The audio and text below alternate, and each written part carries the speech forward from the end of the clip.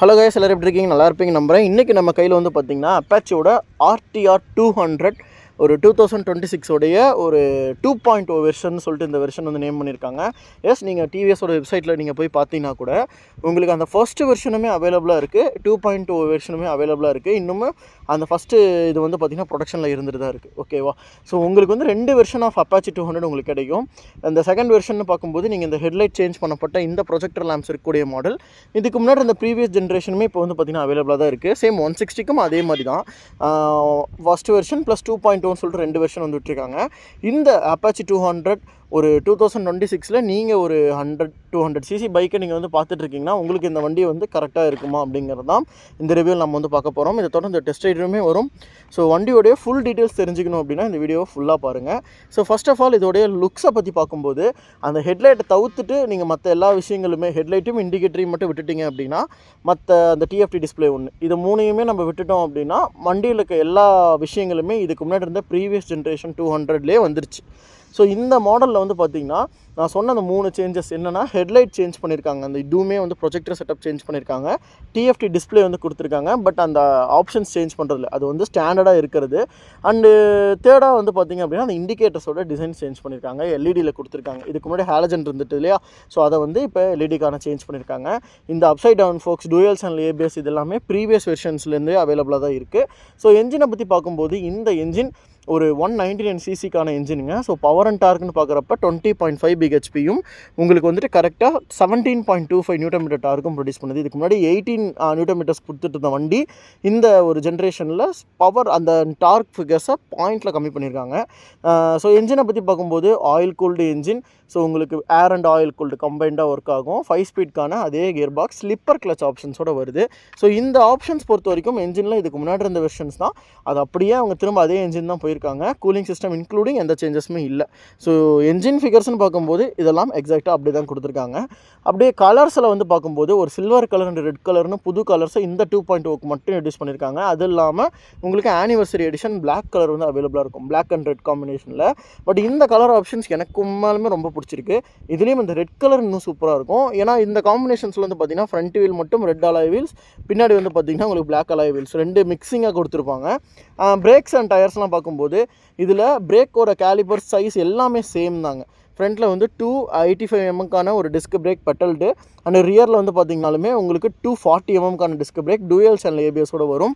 And அதுவும் இல்லாமல் இந்த வண்டியோட டயர் சைஸ் பார்க்கும்போது உங்களுக்கு ஃப்ரண்ட்டில் 90/90க்கு 17 inches, ரியரில் 130 செக்ஷன் C8 டயர் யூஸ் பண்ணியிருக்காங்க ஃப்ரண்ட் அண்ட் பேக்கில். பட் எனக்கு என்ன கேட்டிங்கன்னா ஃப்ரண்ட்டில் ஒரு 100 செக்ஷன், பின்னாடி ஒரு 140 செக்ஷன் அப்கிரேட் பண்ணலாம். ஏன்னா இதோட காம்படிட்டர்ஸ் நிறையா பேர்கிட்ட அது இருக்குது. பட் இந்த வண்டியில் இன்னுமே அந்த டயர் சைஸ் டவுன்கிரேடாக தான் கொடுத்துட்ருக்காங்க. மைலேஜ் ஆப்ஷன்ஸ்க்கு பெட்டராக இருந்தாலும் ஆன் ரோட் ஹைவே கேப்பபிலிட்டிக்கு டயர் சைஸ் பெருசாக இருந்தால் தான் நல்லாயிருக்கும். பட் அடுத்த வெர்ஷன்ஸில் கொடுக்குறாங்களான்னு பார்ப்போம். டயர்ஸ் என்னை பொறுத்த வரைக்கும் ஒரு சின்ன ட்ராபேக்காக தான் நான் பார்க்குறேன்.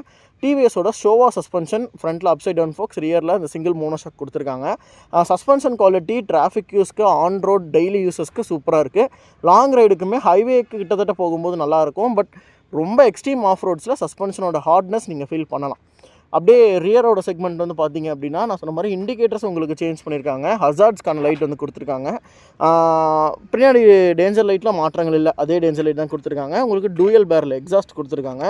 இந்த எக்ஸாஸ்ட் முன்னாடி 160, 200 2 பைக்குமே அவைலபிளாக இருந்தது. பட் இப்போ வந்து பார்த்திங்கன்னா 200ல் மட்டும்தான் நீங்கள் இந்த டபுள் பேரல் எக்ஸாஸ்ட் பார்க்க முடியும். 160ல் ஒரு சிங்கிள் டைப் தான் கொடுத்துருப்பாங்க.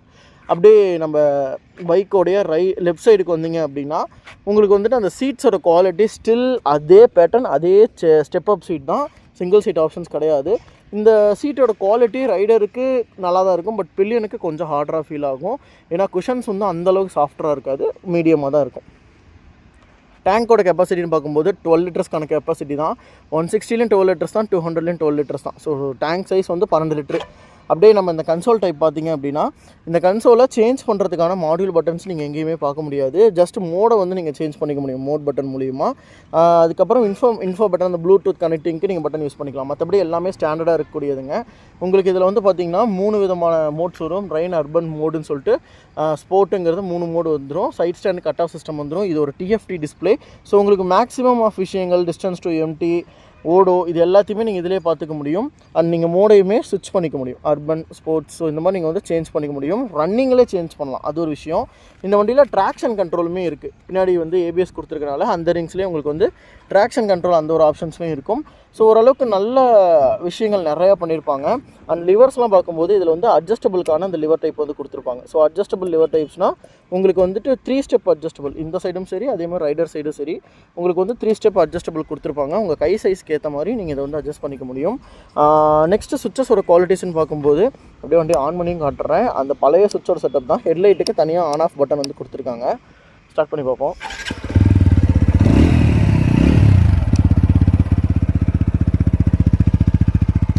டபுள் பேரலோட சவுண்டு இதுதான் அந்த அப்பாச்சிக்கான அந்த வைபான சவுண்டே.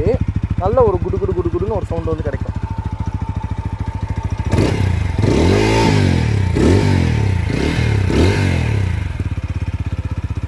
சவுண்டு எப்படி இருக்குது அப்படிங்கிறத கமெண்ட் பண்ணுங்கள். எனக்கு இந்த அப்பாச்சி 200 சவுண்டு ரொம்ப பிடிக்கும். அந்த 160 விட இந்த இன்ஜினில் எக்ஸ்ட்ரா ஒரு சவுண்டு அது இன்ஜின்லேருந்து வராது, சைலன்சர் வழியாக கொடுத்துருப்பாங்க. அது நல்லாயிருக்கும். So as as usual left side வந்து பாஸ் ஸ்விட்ச், pass, high beam, low beam, indicators, ஹார்ன்லாம் கொஞ்சம் எனக்கு தெரிஞ்ச சவுண்டை வந்து டிகிரேட் கொஞ்சம் குறைச்சிட்டாங்க. இதுக்கு முன்னாடி இருந்த பழைய அப்பாச்சிலாம் சவுண்டு கணின்னு இருக்கும். எஸ் நாம்ஸ் படி இப்போ குறைச்சிருக்காங்க. ஃப்ரண்ட்டோட ஹெட் யூனிட் வந்து பார்ப்போம். இது ஒரு கம்ப்ளீட்லி நியூ டிசைன். இந்த டிசைன்ஸ் வந்து 160லேயும் உங்களுக்கு கிடைக்கும். பட் இதில் வந்து டிஆர்எல்ஸ் எப்பயுமே ஆல்வேஸ் ஆனில், ப்ரொஜெக்டர் வந்துட்டு நீங்கள் வந்து லைட் ஆன் பண்ணி ஆஃப் பண்ணிக்கலாம். அதுக்கான சுவிட்சஸ் தனியாக ப்ரொவைட் பண்ணியிருக்காங்க. ப்ரொஜெக்டரோட ஹெட்லைட் செட்டப் இதுக்கு முன்னாடி இருந்த எல்இடி செட்டப்பை விட எனக்கு தெரிஞ்சு பெட்டராகவே இருக்குது. பெட்டராக நிறைய பேர் பாசிட்டிவாகவும் சொல்லியிருக்காங்க. லைட்ஸ் வந்து குறை சொல்கிற மாதிரி இல்லை, நல்லாவே பண்ணியிருக்காங்க.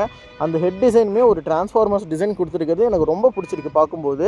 ஈவன் எனக்கு வந்து நீங்கள் கேமராவில் பார்க்கும்போது கூட உங்களுக்கு அந்த டிஆர்எல் என்ன மாதிரி இருக்குன்னு தெரியல, பட் லைவில் பார்க்கும்போது ரொம்ப சூப்பராக இருக்குது. அந்த டிஆர்எல்ஸ் பார்க்குறதுக்கு அவ்வளோ நல்லா டிசைனாக பண்ணியிருக்காங்க, நல்லாயிருக்கு. ஸோ ஓவராலாக இந்த வண்டியோடைய ஸ்பெக்ஸ் அண்ட் டிசைன்ஸுன்றது இவ்வளோ தான். ஸோ உங்களுக்கு இந்த வண்டியில் பிடிச்ச விஷயங்கள் நான் பார்க்குறது என்னென்னா, ரைடிங் குவாலிட்டி நல்லாயிருக்கும். உங்களுக்கு மைலேஜ் வந்து ஒரு 38 ஆவரேஜாக கிடைக்கும். நம்ம கரெக்டாக ஓட்டணும் அப்படின்னா அப் டு 40-42 வரைக்குமே உங்களால் மைலேஜ் வந்து எடுக்க முடியும் இந்த வண்டியில்.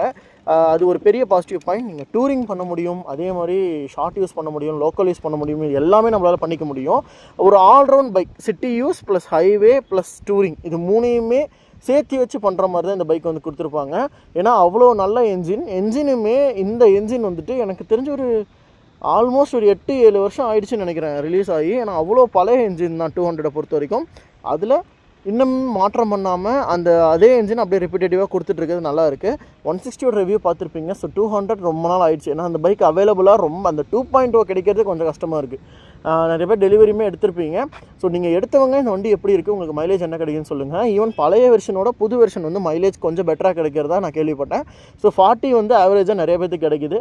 பட் எனக்கு தெரிஞ்ச அந்த என்ஜின் மேலே இருக்கிற ஒரு நம்பிக்கை 38 கண்டிப்பாக அந்த வண்டியில் கிடைக்கும். அதுக்கு கீழே குறையாது. ஈவன் நீங்கள் ஹைவேல ஒரு 100ல் க்ரூஸ் பண்ணுறீங்கன்னா கூட உங்களுக்கு 38 தாராளமாக கிடைக்கும் இந்த வண்டியில். அந்தளவுக்கு ஒரு பெட்டரான ஒரு மிஷின். ஸோ ப்ரைஸ் வைஸ் பார்க்கும்போது இந்த வண்டியில் ஒரு 4 வேரியன்ட்ஸ் இருக்கிறதுனால உங்களுக்கு சிங்கிள் சேனல் ஏபிஎஸ் இன்னுமே வந்துட்டுருக்கு.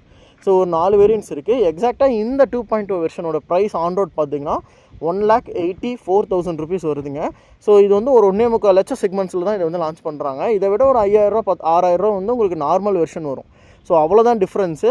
ஸோ உங்களுக்கு எனக்கு தெரிஞ்சு நார்மல் வெர்ஷனுக்கு நீங்கள் அப்கிரேடடாக இதே போயிடலாம். ஏன்னா நல்லா இருக்குது. OBD 2B கம்ப்ளைண்ட் தான். ஸோ E20 சப்போர்ட் வரும். ஸோ உங்களுக்கு ரொம்பவே பெட்டராக இருக்கும். அட் த சேம் டைம் இதோட மைலேஜ் நான் சொன்ன மாதிரி கன்சிஸ்டண்ட்டாக உங்களுக்கு ஒரு 38 வந்து கிடைக்குங்க. ஸோ ஓவராலாக உங்களுக்கு இந்த வீடியோ பிடிச்சிருங்க நம்புறேன். இதை தொடர்ந்து இன்னும் இந்த வண்டியோடைய டெஸ்ட் ரைடும் வரும். அதையும் மறக்காமல் வந்து பாருங்கள். உங்கள் எல்லாரையும் இன்னொரு சூப்பரான வீடியோவில் நான் வந்து மீட் பண்ணுறேன். ஸோ தேங்க்ஸ் ஃபார் வாட்சிங் நண்பா. Take care and bye.